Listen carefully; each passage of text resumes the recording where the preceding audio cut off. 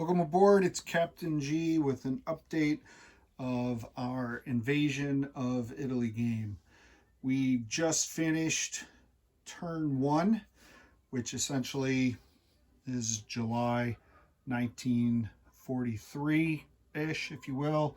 If we're assuming each turn is roughly 1 month. So, printed out the rule book, and I wanted to talk to you a little bit about how the game is working, and the mechanics of it, and then where we are. So there's a turn sequence in the rules, which you can download from HBG or Board Game Nation. I think 3.0 is the most recent version. Egg and I are calling ours 3.1 or version 99, or because we made some customizations. But this combat initiative is first, and the allies start with that. So we're not going to do anything until turn 2, where we'll roll for that. So the first thing that happens is the allies move all of their aircraft to their target zones, and then the Axis will do the same. So in gameplay, the British move their bombers out of Malta with fighter escort up to Messina, the intent being to take out the Axis oil that was there, because you can only hit facilities or supplies or AA, and but it didn't say that I got to choose the target, so I ended up with only 1 damage, and he damaged one of the ports, which he doesn't care about because he doesn't really have a fleet. And it cost him in defense 1 fighter. It cost the British 3 fighters and a bomber between the AA and all of the Axis air, because he brought his air down from Taranto as well as the airbase here in Foggia. So he overwhelmed the British, and this was a mistake. It's not something I would do again, but my intent was to limit his movement by taking out supplies, and totally failed.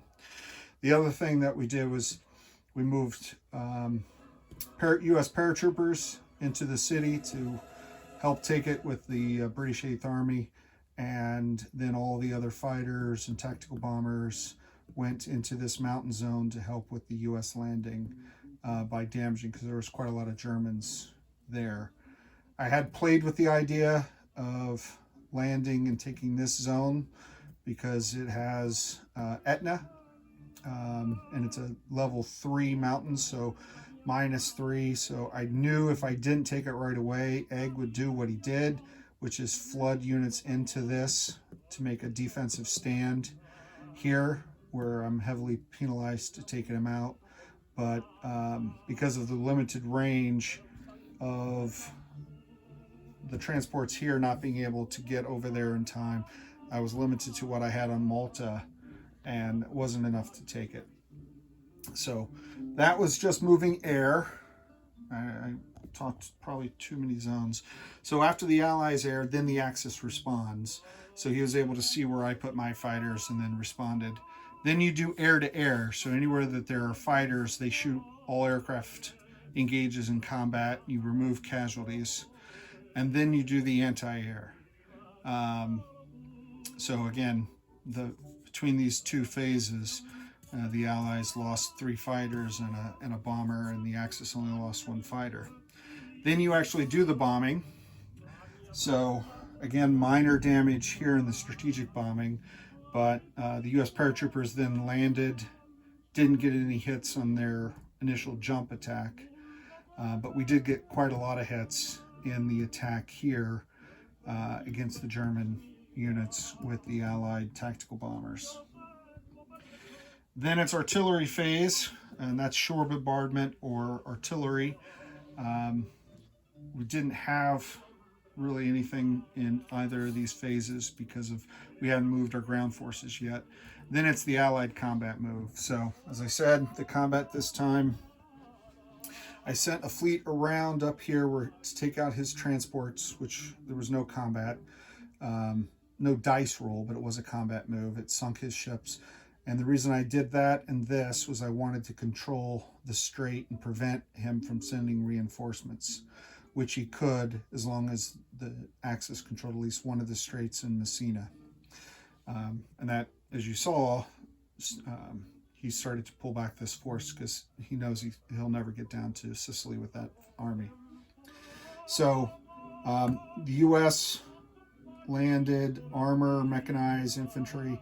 The British sent their commandos up here because they don't suffer a penalty attacking in the mountains. And that's in exchange with the airborne that the U.S. sent here to take the city. So we took the city, so it's our first victory city. And we took a port so we can flood supplies in here. And the U.S. was successful here. The Axis had no counterattack. Instead, he consolidated, pulled all his ground and air into Palermo, and then he moved the rest of his forces into Etna to maximize the -3 by the Allies. And if I don't get rid of this army and I leave Sicily, he could just come down and take out these units. Messina I can get to if I blitz through here, but I'll talk about Messina, its importance, but essentially if Messina falls, then you have to roll for Italy to start surrendering. Keep going down the phases. So after combat's non-combat, then you land your fighters. Then you pull in reinforcements. So let me take a moment to talk about the reinforcements. One of the things I loved about this game is similar to one of the things I really enjoyed about Arnhem 44 and the Okinawa game, which is the research that the folks who built the game went into, as far as what units were involved in the campaign in Italy, what nations were involved. The British have Indian, Canadian, British, Polish. This is, I think, New Zealand. These are French, Free French units. The U.S. even has some Brazilian units working with them, and all of that's historically accurate, which is awesome. Great job to that team who built that. So it took us a couple hours, but we did make it through our first turn. New rules, new mechanics, first time ever playing the game. Weren't really sure beyond just the overall strategic objectives what either of us should do, should not do, which is kind of refreshing. Again, we're doing the reinforcements blind, so I did not know how many units he was getting, and same with he had no idea what I was getting.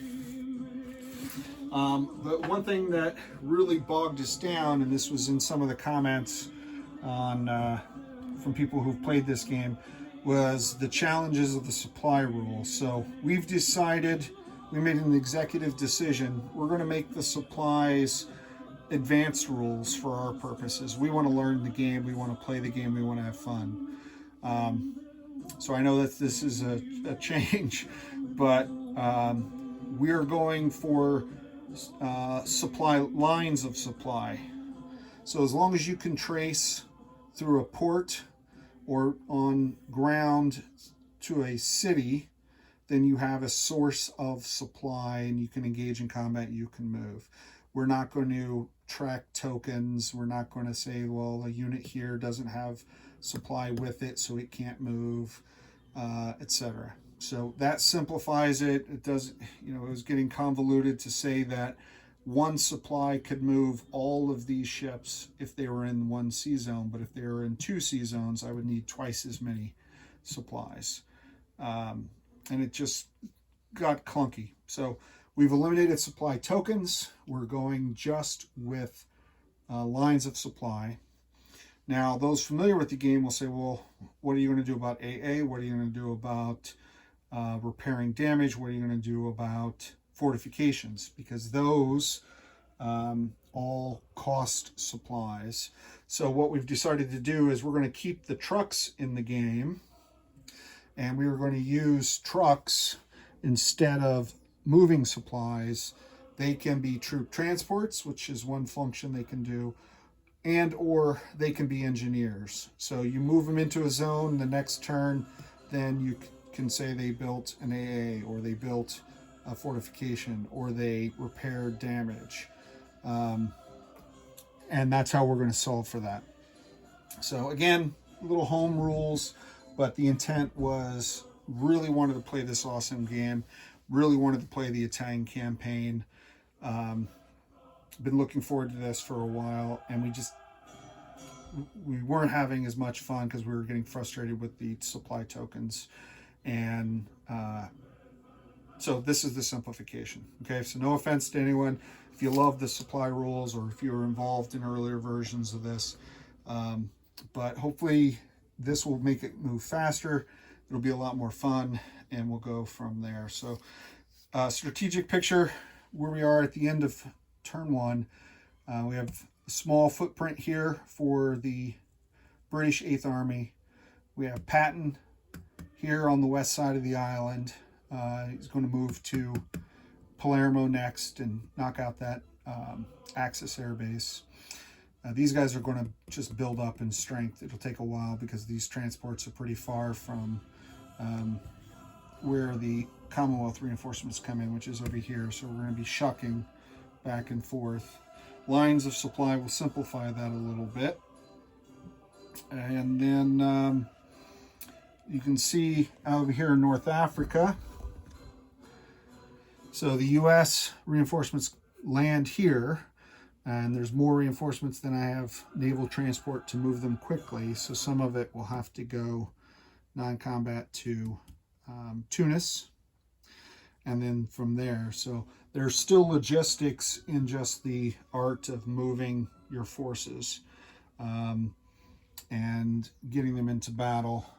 The other thing that we had done at the beginning of the game, again, because some of the feedback we got was, again, this game is tilted toward the Allies, to try to balance it.